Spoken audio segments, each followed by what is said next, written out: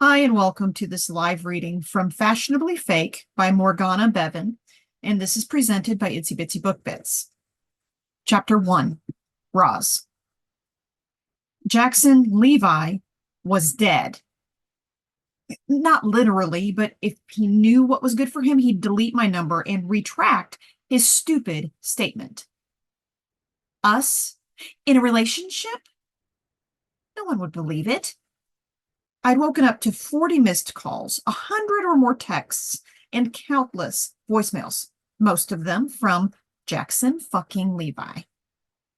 A month ago, the Scottish actor had been fun. For a time, a very, very short time, he was my friend. I could always count on him for a good laugh. Shit at work blew up. One text to Jackson and I'd laugh. Bad date. I'd open my phone to find a stupid meme waiting for me. I could enjoy myself, never feeling like he'd want something in return and be my normal dorky self. I knew there would be no way he would ever be interested in me. Men only ever wanted to use me, and let's face the facts head on. I had no money, no fame. Yes, I had connections, but they were all in the fashion realm, and none of them would have the first clue how to help an Academy Award-winning actor. Over the summer, he'd become the perfect distraction from my shitty, unpredictable life. And then he'd ruined it all. I lay in bed for over an hour, scrolling blurry-eyed through the messages and headlines. The more I read, the more my blood pressure spiraled. Jackson, we need to talk ASAP. Abby, don't go to work today. The vultures are descending. Jackson, I panicked. I'm sorry, but we need to talk. Stop screening me. I snorted. Yes, Jackson, every time I miss a call, I'm screening you. Couldn't possibly be that he was 3 hours behind and I'd gone to sleep at a normal hour for the first time in weeks. My world totally revolved around the entitled asshole. Okay, I didn't mean that. Things were great until he'd asked me out, and that wasn't a crime. Unfortunately, I didn't like it, but I could forgive it. The awkwardness would fade out, maybe by the next time I saw him, and we'd go back to being friends. But telling the press I'd been his girlfriend for 6 months, that I couldn't forgive. I dialed Abby, laying there with my eyes covered like some stupid childish game where it would all go away if I couldn't see it. What the fuck happened last night? I asked the second she answered. I'm still getting all the facts, but we can't find Jackson and he's not answering his phone, she said, her words almost drowned out by a sea of voices and low music in the background. I'm still at the production company after party. Can you hear me? I grimaced, my ears straining. Just about. Hold on. I shifted onto my back and waited, staring at the ceiling like it might magic up a time turner. Shit, I'd give my favorite Gucci jacket for a way to go back in time and stop the idiot from opening his mouth. A couple of seconds later, the party sounds cut off. Better? Much. Good. I've probably got 5 minutes before someone starts hammering on the bathroom door, so let's talk quick. She blew out a breath. Are you okay? I pursed my lips and considered her question. I don't know yet. I'm still in bed, so I have no idea what's waiting for me outside the apartment.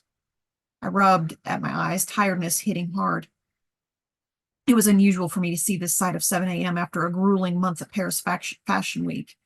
The least I deserved was a week of long lie-ins and late starts. Instead, the universe threw a scandal at me the first chance it got. Why did he say it? One of the magazines is claiming he had an affair with a married woman. Silence fell for a second, and I could imagine my red-haired best friend chewing her lip, destroying whatever was left of her lipstick. I think he panicked. Sean and Nathan are pissed at him for not walking away. My brow furrowed. I might join them. He had other options, but he'd chosen to drag me into it. Why? I'd have to return one of his many calls to find out, or at least listen to his voicemails, neither of which appealed. I might do something stupid, like agree to play along. I shivered at the thought. Even pretend monogamy would be a step too far for me. The guys don't think it's true, Abby said. And the married woman, I mean, not him saying you know, I hummed in response. What the hell was I meant to say to all this? Thanks for turning my life upside down for your own gain? fat chance of that. But it's sweet though, right? She continued, rambling through my silence. You were the first person he thought of when he needed help. You're a terrible matchmaker. Don't even try it. I threw the covers back and climbed out of bed, scowling at the dark sky outside my window. I had another 2 weeks before preparation chaos started for New York Fashion Week in December. As much as I'd love to throw the covers over my head and hide from the world, I couldn't, and honestly, I didn't want to be that person. My mother had tried it for years, burying her head in the sand and ignoring my father's cheating, as if that would make it go away.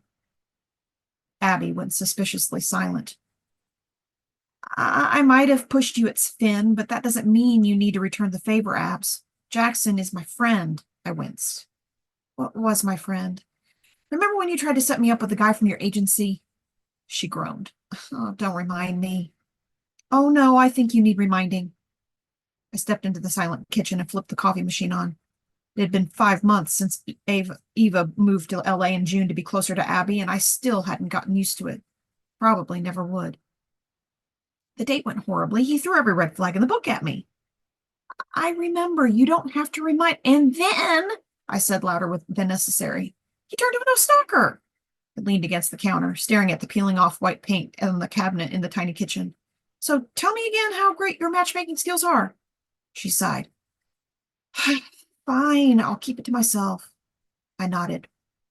Good choice. But that doesn't mean Jackson will. Abby! I pinched the bridge of my nose, desperation leaking from me. Can we not? He fucked up, and he needs to fix it before he turns my life upside down, but this changes nothing. I wasn't interested in ruining our friendship a month ago, and I'm not interested now. I know, I just think... Stop. The coffee machine started spitting out my energy nectar, so I'd found the will to dig up some patience. We're not doing this. He has a PR team or whatever. He can handle it. What if he can't? She asked, her voice quiet. Then he's royally fucked, but on his own. The pang of guilt sliced through me at the thought. Then it's not my problem. If it's not your problem, why are you still talking about it? Even if you could help the guys salvage their launch? My eyes narrowed. Wow, Abs, tell me you are not pulling the emergency card. What if I am? Then I haven't had enough coffee, alcohol, or sleep, and I need to hang up before you do it. No, don't hang up. My head tilted at the panic in her voice. You're avoiding something. Am not. Her voice hitched, giving her away. Mm-hmm. She sighed. I'm avoiding Finn. Explain now. Abby had been head over heels in love with the Irishman since before filming wrapped on Married Blind. The only time she'd avoided him was when they'd broken up before the show ended. She couldn't say no to the man, and they were nauseously cute together. I've been nursing the same drink for the last few hours, and he's getting suspicious. Why would he get suspicious over a drink, and why aren't you downing all the free booze like you're 21 again? Then a light bulb went off. Oh my God, Abigail McCarthy, are you motherfucking pregnant? Yes, she mumbled, her voice ridiculously low, as if Finn would be eavesdropping on her in the bathroom. I almost laughed. Almost. That's amazing! Congrats! Thank you, she whispered, her tone sheepish. Does Eva know? No. I grinned. Oh, so she won't let you live that down. Which is exactly why you're going to pretend I said nothing. Sure I am, I chuckled, but quickly sobered. But that settles it. I am not getting involved with Jackson Levi. Abby and Finn had only moved in together in August last year. Mona had a baby 2 months ago. Kat and Nathan just got engaged. I would not be rounding out the final piece in the Kings of Screen puzzle. No way. Roz! No, absolutely not. There's clearly something in the bloody water down there. Not every man is your dad. That would be impossible. I rolled my eyes, trying to shrug off the emotions, thoughts of my father, always elicited before they could fully settle again. Doesn't mean I need to tempt fate, though, does it? I don't know. It might be nice. I snorted. Nice is not the word I would use. Ulcer-inducing, definitely. I like my life. I don't need the man or the ring. I'll be the fun aunt who swoops in, spoils your kids, and then leaves you with a sugar-fueled child and a slight addiction to Christian Louboutins. And I get that, but the doorbell sung out, cutting her off. Hold that thought. Someone's asking to be murdered. Before I could take 2 steps, the pounding started. I'm coming! I scowled in the general direction of the front door. Knocking on my door before 7 a.m.?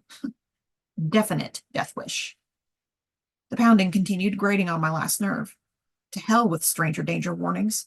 I'd seen enough slasher films to know better, but I was ready to go full psycho on the idiot trying to bust down my door at the ass crack of dawn. Consequences be damned.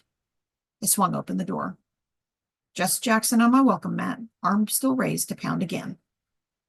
For a split second, the last month ceased to exist, and a smile tried to claim my lips. Staring into his wide hazel eyes, I almost invited him in. Then, reality caught up. I froze up while this war waged inside of me. Just stood there, mouth agape, emotions swirling from happy to annoyance to anger and back. This is why I don't get up before the sun. And that, ladies and gentlemen, is why you check the peephole.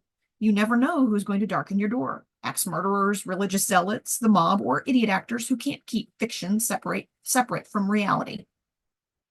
I needed a vat of coffee to deal with him and maybe a getaway car on standby. Fuck. Abby squawked in my ear through the phone, and I had mercifully not dropped, demanding to know who it was. I have to go. What? Why? I'll talk to you later. Congrats again.